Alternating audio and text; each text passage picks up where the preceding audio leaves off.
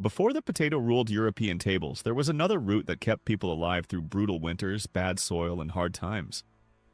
It was sweeter, tougher, and way more versatile than you'd expect. And today, almost no one grows it. Number 1. The forgotten king of roots. Long before potatoes became the darlings of European kitchens, parsnips ruled the fields and the dinner plates. In medieval times, this pale, carrot-like root vegetable wasn't just another crop. It was essential. Parsnips were a staple in nearly every village, from peasant farms to monastic gardens. What made them so beloved was their sheer resilience. Unlike many vegetables that needed careful tending, rich soil, or mild weather, parsnips thrived in conditions that would send other crops straight to the compost heap. Freezing winters, rocky or nutrient-poor land. They didn't flinch. In fact, a good hard frost actually made them sweeter, turning their starches into natural sugars. This made them a reliable and surprisingly tasty food source during the coldest, hardest months of the year. In the Middle Ages, farming wasn't exactly a luxury business. Fields were rough, tools were basic, and fertilizers as we know them didn't exist. Yet the parsnip found its way into nearly every medieval diet. When food ran short, as it often did, this root veggie was a lifeline. A medium parsnip delivers about 100 calories, which added up fast when eaten in bulk. But it wasn't just about the calories. Parsnips also offered crucial vitamins and minerals, especially vitamin C, which helped fend off illnesses like scurvy when fresh produce was scarce.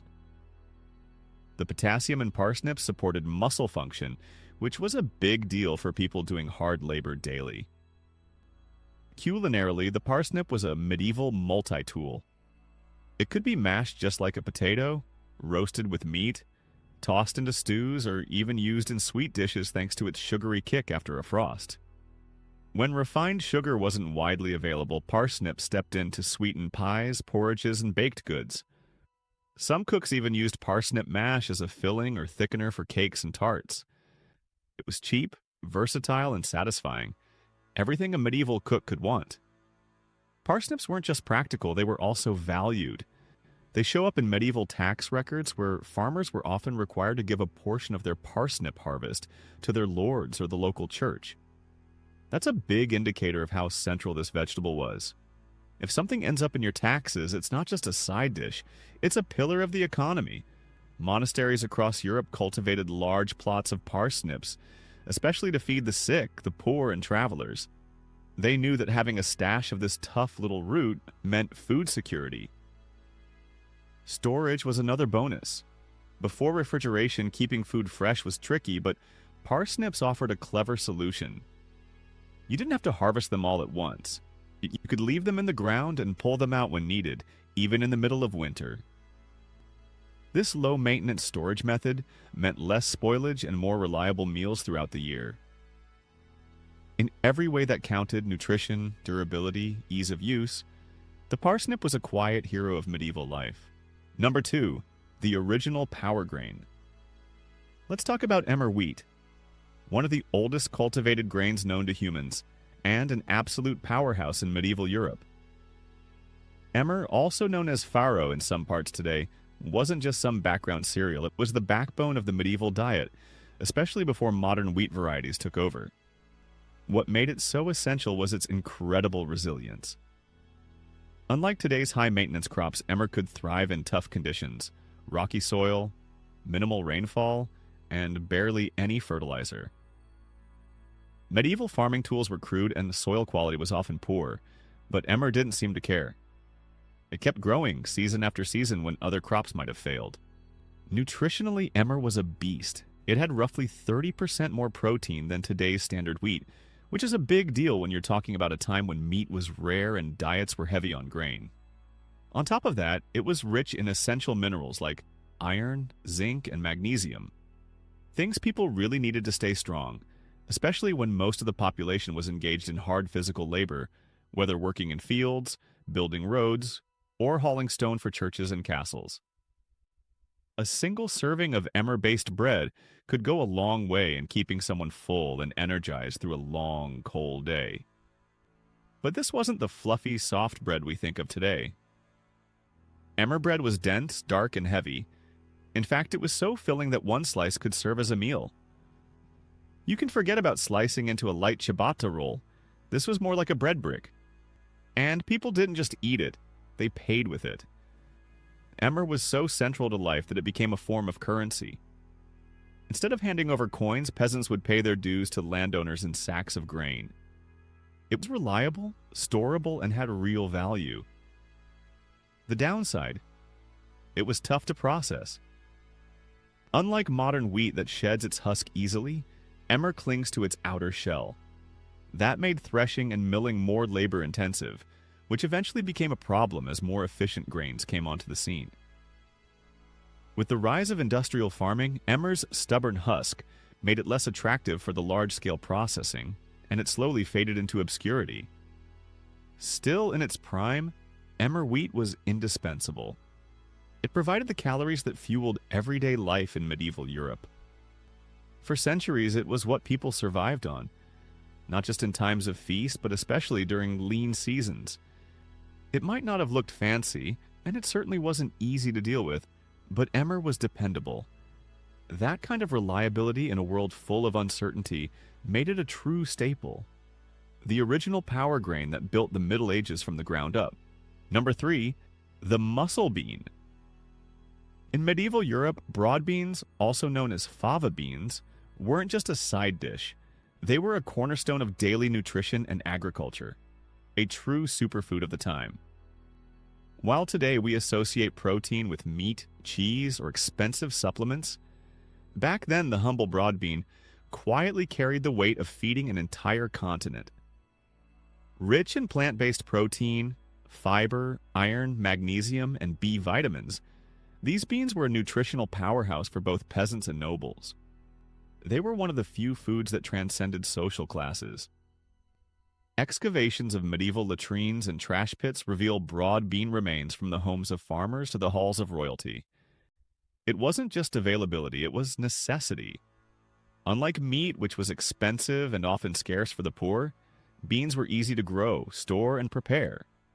You could dry them and keep them for months, then just soak and boil when needed. For people who didn't have refrigeration or even regular access to fresh food, that kind of shelf stability was critical. Agriculturally, broad beans were just as valuable. They were one of the earliest crops used in crop rotation systems. Thanks to a symbiotic relationship with bacteria in their root nodules, these beans naturally fixed nitrogen in the soil. In simple terms, they made the ground richer just by growing there. Farmers noticed that fields planted with beans one season produced better yields the next season, even if they didn't understand the science. This was especially useful in the Middle Ages when chemical fertilizers didn't exist, and soil exhaustion was a real problem.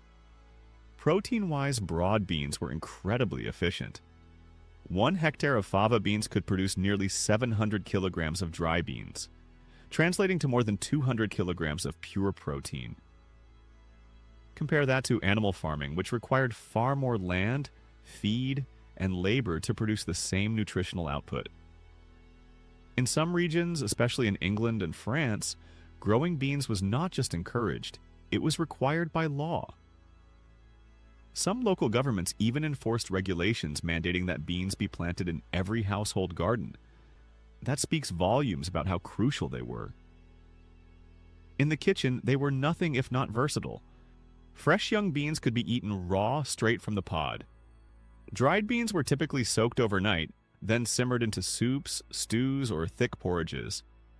People mashed them into patties and pan-fried them in oil, basically an early version of the veggie burger. During fasting periods such as Lent, when eating meat was forbidden, monks and lay people alike leaned hard on beans for their daily protein intake. They filled bellies and kept workers strong enough to plow fields or build massive stone cathedrals. However, not everyone could tolerate them. Some people, especially those of Mediterranean descent, suffered from a condition known today as G6PD deficiency, or favism, which made eating fava beans dangerous. But even that didn't diminish their popularity. The benefits were too great and the alternatives too few. Number 4, the quick fix crop. Let's talk buckwheat, a plant with a name that confuses a lot of people. Despite wheat in the name, it has nothing to do with actual wheat. In fact, it's not even a grain in the traditional sense. It comes from a completely different plant family, more closely related to rhubarb than to wheat or barley. But in the Middle Ages, people didn't care what family tree it came from. What mattered was how reliable it was. Buckwheat was the crop you turned to when everything else failed. It had this amazing ability to grow fast, like really fast. From seed to harvest, you were looking at just 10 to 12 weeks. That made it perfect for plugging the gap between main crops. If your spring wheat didn't pan out, or the harvest was delayed by bad weather, buckwheat was your safety net. It was kind of like the instant noodles of medieval agriculture, fast, filling, and always there when you needed it. What really made it stand out was its resilience. Buckwheat didn't need rich, fluffy soil or careful irrigation. It laughed in the face of rocky fields and sour, nutrient-poor ground. Farmers could scatter seeds on land most crops wouldn't touch, and within a couple months they had a harvest. That made it a huge deal for small villages or communities hit by tough growing conditions. It also worked beautifully as a rotation crop. Since it grew so quickly, it could be planted between the bigger, more demanding crops like wheat or barley, helping to keep the land productive all year long. But buckwheat wasn't just easy to grow, it was surprisingly nutritious. It offered all 8 essential amino acids, which made it a complete protein. That's rare for a plant. It was rich in fiber and loaded with antioxidants too. This made it ideal for hardworking people who needed real fuel for their bodies. Think of it as the original gym food, minus the branding. Whether you were building walls, tending fields, or dragging stones for a cathedral, buckwheat could help keep you going. In the kitchen, it was just as flexible. People cooked it in a thick porridge, baked it into rustic pancakes, and even brewed it into a kind of dark, heavy beer. That beer might not have won any awards for taste, but it provided calories and hydration when clean water wasn't always an option. For a lot of people, it was a dependable daily staple. One more bonus. Buckwheat helped the land. Its dense growth smothered weeds, and its roots released acids that made soil nutrients like phosphorus more available to future crops. Even if medieval farmers didn't understand the science, they saw the results. Crops planted after buckwheat often grew better. So why did it fall out of favor? Simple. Industrial farming. As agriculture got more focused on high yields and long shelf life, buckwheat's free-spirited, fast-growing nature didn't fit the system. But back then, it was a quiet hero, stepping in when things got rough. And it still got a lot to offer today. Number 5. The green that wouldn't die. Good King Henry was the kind of plant medieval folks relied on when everything else failed. Think of it as the rugged, winter-proof cousin of spinach. Stubborn, tough, and completely underrated. In a time when people didn't have grocery stores or vitamin supplements, this leafy green stepped in as a quiet hero. It grew where others wouldn't, especially around homes and courtyards and along fence lines. Nobody bothered with planting it in nice, tidy rows. You just scatter a few seeds or let nature handle it, and like clockwork, it came back every spring. No tools, no maintenance, no fuss. What made Good King Henry so valuable was its timing. Right at the end of winter, when food stores were running low and people were scraping the bottom of the barrel, this plant started pushing out tender shoots. Those early greens could be cooked like asparagus, offering a fresh bite of flavor and, more importantly, nutrition when bodies were running on empty. Later, the leaves grew bigger and hardier, ideal for soups, stews, and pies. They even got added to pottage, the all-purpose medieval meal made from whatever was on hand. Some resourceful cooks would dry or wilt the leaves to preserve them, and during particularly lean times the seeds were collected, ground, and mixed into flour to stretch bread recipes. Nothing went to waste. Nutritionally, Good King Henry was a powerhouse.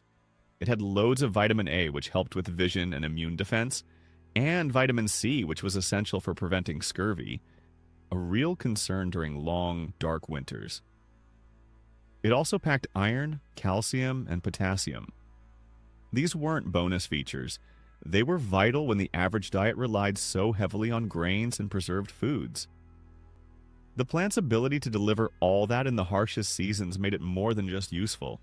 It made it essential. It was the reason some families made it through rough patches of famine or crop failure. Unlike modern crops, which are bred for size, shelf life, and appearance, Good King Henry didn't care about looking pretty. It wasn't marketable in today's supermarket standards. Its leaves were thick, slightly bitter, and didn't store well once picked.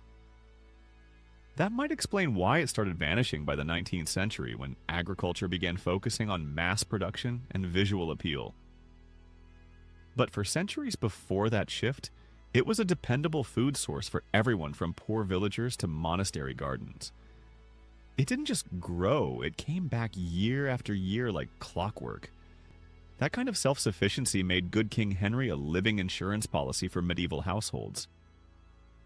Today, it's mostly forgotten, hiding in the wild or popping up in permaculture gardens.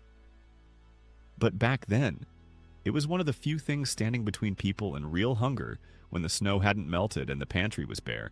Number 6, the medieval MVP grain. Barley wasn't just another crop in the medieval world. It was the crop. People called it the poor man's grain, but that really undersold what barley meant to daily survival. It was the backbone of rural life, a true multitasker. If you were a farmer, a soldier, a monk, or just a hungry peasant, barley was in your bowl, your cup, or probably both. It grew in places where other grains simply gave up. Thin soils, rough climates, unpredictable seasons. Wheat might have been the snobby cousin, but barley was the reliable workhorse. And people knew it. It was everywhere. You'd grind it into flour for coarse bread, boil it for thick porridge that stuck to your ribs, or ferment it into ale.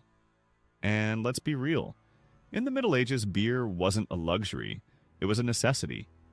Most water sources weren't exactly safe. Streams were contaminated, wells could carry disease, and boiling water for everything just wasn't practical. Brewing ale, on the other hand, naturally killed off bacteria during fermentation, making it one of the safest things to drink. It also had calories, carbs, and some nutrition. So when we say beer was breakfast, lunch, and dinner, we're not joking. Adults often drank several liters a day. Even kids had their version, called small beer, with less alcohol, but still safer than water. That meant barley was doing double duty, feeding and hydrating everyone. It's no exaggeration to say people depended on it just to make it through the day. And it wasn't just about what you ate or drank. Barley was currency. It showed up in tax records, rent payments, and trade deals. Whole communities operated on barley-based economies. If you couldn't pay in coins, a few sacks of barley could settle your debts. It was also deeply tied to medieval warfare. Soldiers marched with sacks of barley, not just to eat as porridge, but to make hardtack, those infamous rock-solid biscuits that lasted forever. These things were so tough you had to soak them in liquid just to avoid breaking a tooth. But when you're far from home with no kitchen, they were better than nothing. Barley was also portable, lightweight, and didn't spoil easily. Armies loved it, and so did the breweries. In fact, brewing was often women's work in villages. Many women ran small-scale ale businesses, selling drink to locals before men took over brewing commercially centuries later. From the battlefield to the breakfast table, barley held its ground. It didn't just keep people alive, it helped them work, travel, build, and even fight.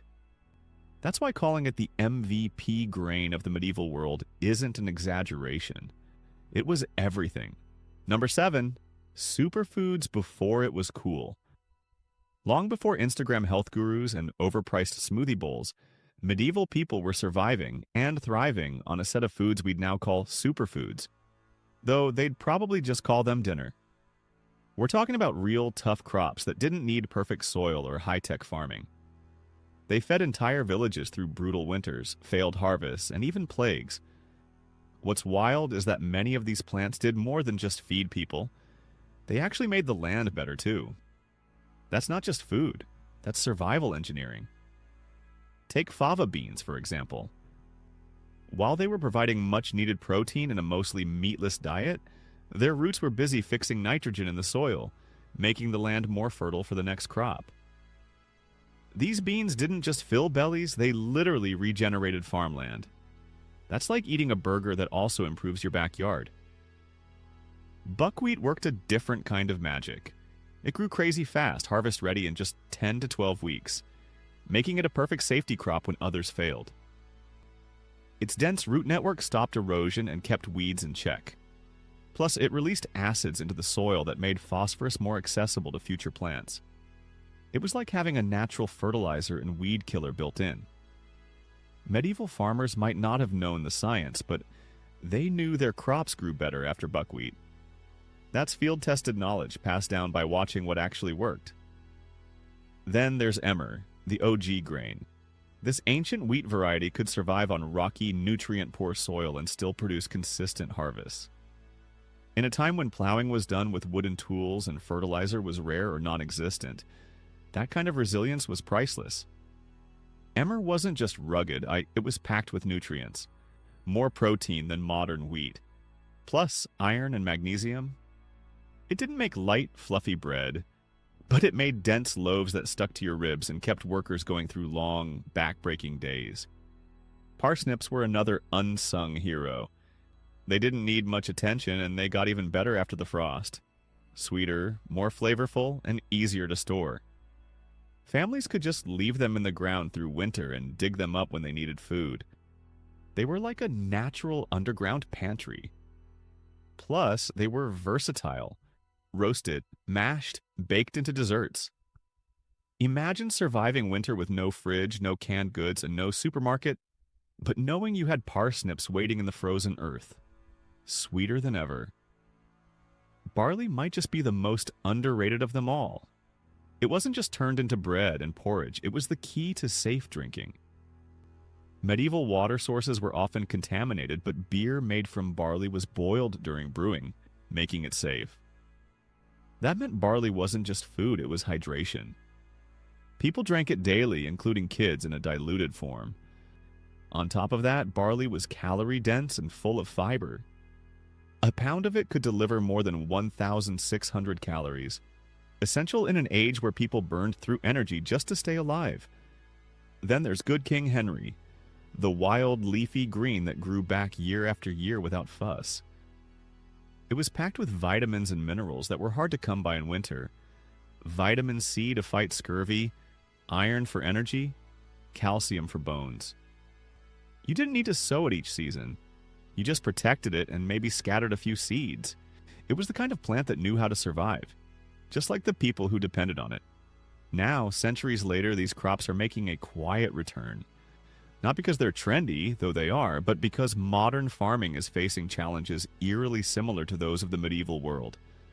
Climate instability, soil degradation, water scarcity. And it turns out these so-called forgotten plants are incredibly well suited to tough conditions. Small-scale farmers, organic growers, chefs looking for deeper flavors, they're all rediscovering the value of these crops. Emmer is showing up on fancy restaurant menus as farro.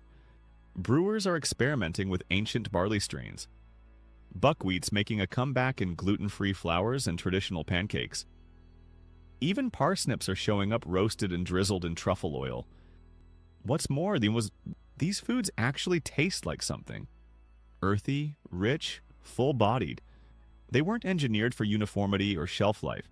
They were chosen for flavor and resilience. There's something deeply satisfying about eating the same food your ancestors once relied on. Not because it's nostalgic, but because it's practical, sustainable, and honestly better than most of what fills the middle aisles of a grocery store today. So yeah, these crops were superfoods before the word even existed. And maybe they're not just a blast from the past, but a blueprint for the future.